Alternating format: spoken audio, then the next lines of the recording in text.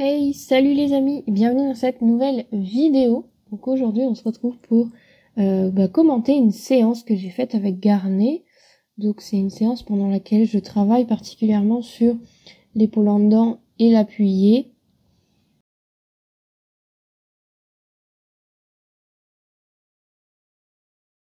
Là je termine ma détente au trot, au galop et je commence à me mettre un petit peu en épaule en dedans ici au trot, épaule en dedans sur le cercle.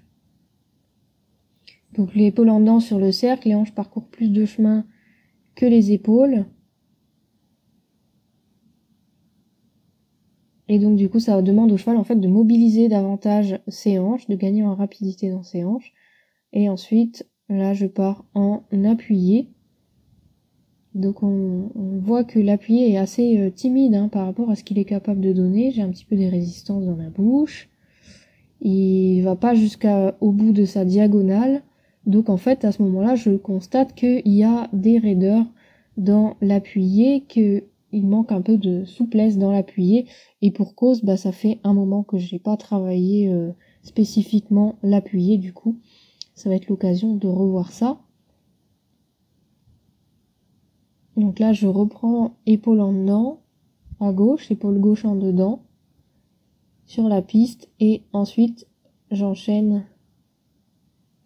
Donc là je fais le cercle comme tout à l'heure, comme à l'autre main, cercle au trot en épaule en dedans.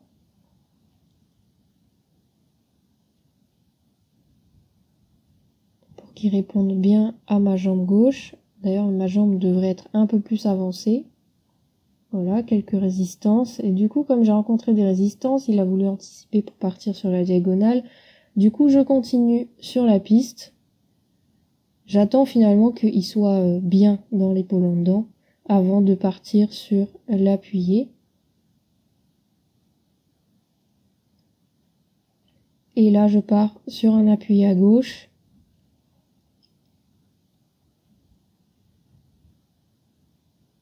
Donc je peux pas demander plus d'impulsion pour l'instant. Voilà, on a du mal à arriver jusqu'au bout de la diagonale.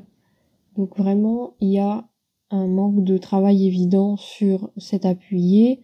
On a perdu un peu en qualité dans l'appuyé. Donc du coup, je vais continuer à enchaîner épaule en dedans sur la piste et appuyer sur la diagonale. Donc l'épaule en dedans, finalement, c'est un peu un exercice préparatoire à l'appuyé. Et là, quand j'arrive par ici, je change mon poids. Je fais sentir un peu plus les aides extérieures pour partir en appuyé. Appuyé à droite. Hop, il y a un tout petit peu trop de hanches. Voilà, certainement que j'ai un peu trop bloqué les épaules avec l'arène du pli.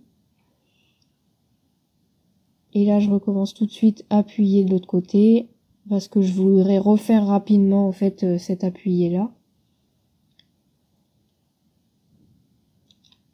Il manque un peu d'impulsion. Donc par moment dans les séances, il faut savoir choisir si vous voulez travailler davantage sur la souplesse, sur l'assouplissement, davantage sur l'équilibre, davantage sur l'impulsion. Je pense pas qu'on puisse demander les trois en même temps d'un coup, ou en tout cas ici ça serait trop. Voilà, c'est mieux pour les épaules, et du coup on arrive un peu plus près de la piste. Je sens des contractions, il est un peu lourd sur la fin, parce en fait il a hâte de reprendre la piste par un doublé, et du coup il résiste à mes aides pour partir, pour aller jusqu'à la piste. Et donc du coup, comme je ressens toujours les mêmes résistances, je vois pas d'amélioration sur les diagonales, ou en tout cas pas autant que je voudrais, là je reprends en champ dedans sur la piste, départ au galop pour remettre un peu d'impulsion. J'utilise vraiment la transition pour remettre de l'impulsion. Donc là je voulais transition au trot, mais il est reparti au pas puis au galop. C'est pas grave, c'est pas le but de l'exercice. En champ dedans ici à l'autre main, et je vais enchaîner en fait les hanches en dedans pour chercher à l'assouplir. Donc la présence de la barrière ici me permet donc d'agir, d'avoir moins d'action de main, de moins bloquer le cheval puisqu'il est canalisé par la barrière, de pouvoir vraiment me concentrer sur les hanches.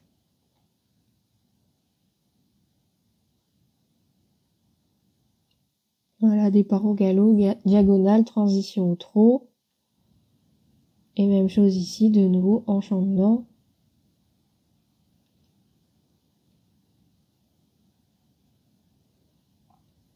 Et donc le but de la hanche en dedans ici, c'est de chercher à avoir un angle plus important dans les hanches, un angle de déplacement latéral plus important, presque aller vers la tête au mur finalement, pour pouvoir assouplir vraiment les hanches. Et quand je vais reprendre ensuite l'appuyer sur la diagonale, je vais en ressentir les bénéfices, c'est-à-dire que j'aurai moins d'aide à mettre, j'aurai les aides qui seront moins fortes, et le cheval du coup va se déplacer latéralement plus facilement.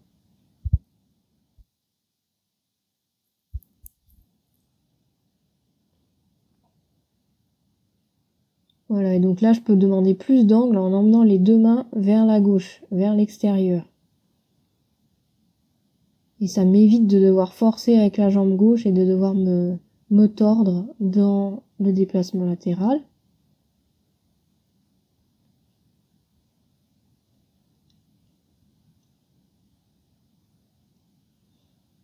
Donc là, comme c'était bien exécuté, je peux récompenser.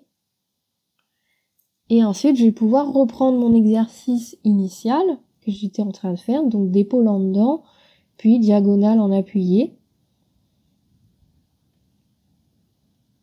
Donc là, je prends le temps de décontracter dans l'épaule en dedans.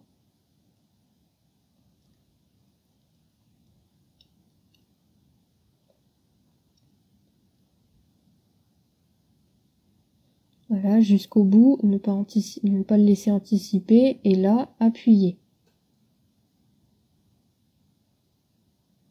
Donc il y a toujours un côté qui fonctionne mieux que l'autre.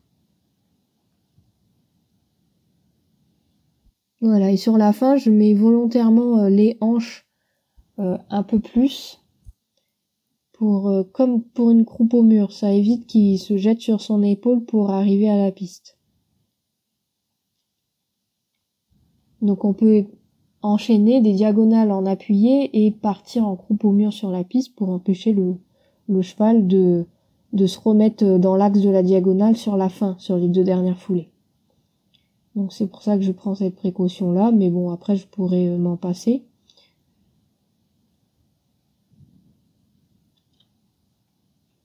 Voilà, et même chose ici. Du coup, j'arrive à la fin avec un petit peu un cheval entablé. Après, pour moi, un cheval entablé, ce n'est pas très grave tant qu'il y a du mouvement en avant. Ce qui compte, c'est que ce soit volontaire, que ce soit voulu. Faut en avoir conscience. Si vous avez un cheval entablé et que vous n'en avez pas conscience, effectivement, là, ça devient un problème.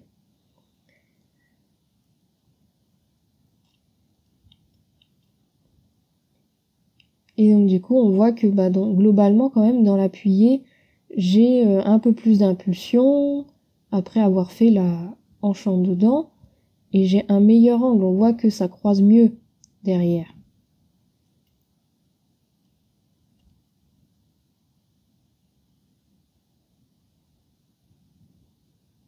L'épaule en dedans, toujours pour préparer décontracter. Donc l'épaule en dedans décontracte et l'appuyer équilibre. Donc alterner tout le temps l'un et l'autre. Ça permet de éliminer les contractions qu'il y a pu avoir dans l'appuyé avec l'épaule en dedans. Voilà, j'ai perdu l'impulsion, du coup il part au galop. Et appuyer. Voilà, les hanches sont venues par à-coup ici. Et à un moment donné, c'est venu assez fort. Et du coup, je termine au pas. Ouais, je suis un petit peu déconcentrée. Je termine au pas parce que je veux vraiment qu'il arrive jusqu'au bout à la piste. Il a tendance à me le voler un peu. Je termine là, ici encore en croupe au mur sur la piste.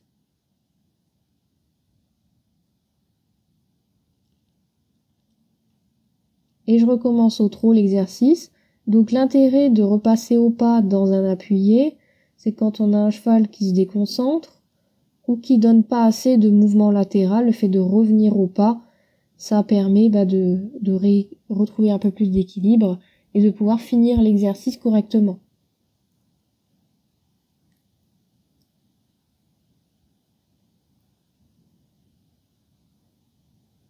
Voilà, là l'angle est très bien. Et du coup, j'arrive à aller encore un petit peu plus loin. Pas encore à la piste, mais on est quand même un petit peu plus haut.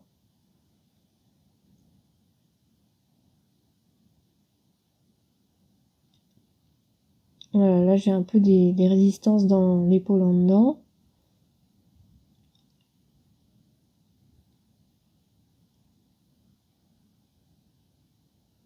D'ailleurs, je pourrais avoir un petit peu plus d'angle dans le déplacement latéral.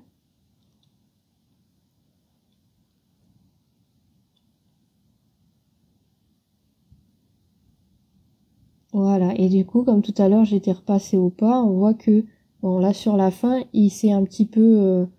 j'ai eu un petit peu des résistances, mais globalement, tout le milieu de la diagonale était vraiment bien exécuté, c'est pour ça que je m'arrête là, et que je récompense, même si j'ai pas eu la diagonale en entier, vu le temps que ça m'a pris pour l'obtenir, bah, je préfère récompenser et avoir un tout petit progrès, plutôt que de m'acharner encore 3/4 d'heure là-dessus. Et du coup, de créer des résistances, des contractures, des courbatures à mon cheval et de avoir encore besoin de refaire la même chose la fois d'après. Et là, je vous montre un petit peu le travail de pas espagnol que cette fois-ci, je l'ai utilisé à la fin, vraiment pour lui faire plaisir, lui redonner du moral, sans chercher vraiment à améliorer. Je l'empêche juste d'aller trop vite et de se mettre trop à l'envers. Et je termine la séance là-dessus. Voilà. C'est tout pour cette vidéo. Si elle vous a plu, n'hésitez pas à mettre un commentaire, à laisser un pouce bleu et n'hésitez pas à aller voir dans la description si vous voulez en savoir plus sur cet enchaînement épaule en dedans appuyé, sur les mouvements des déplacements latéraux, etc. Je vous mettrai des articles en description et je vous dis à bientôt. Ciao, ciao.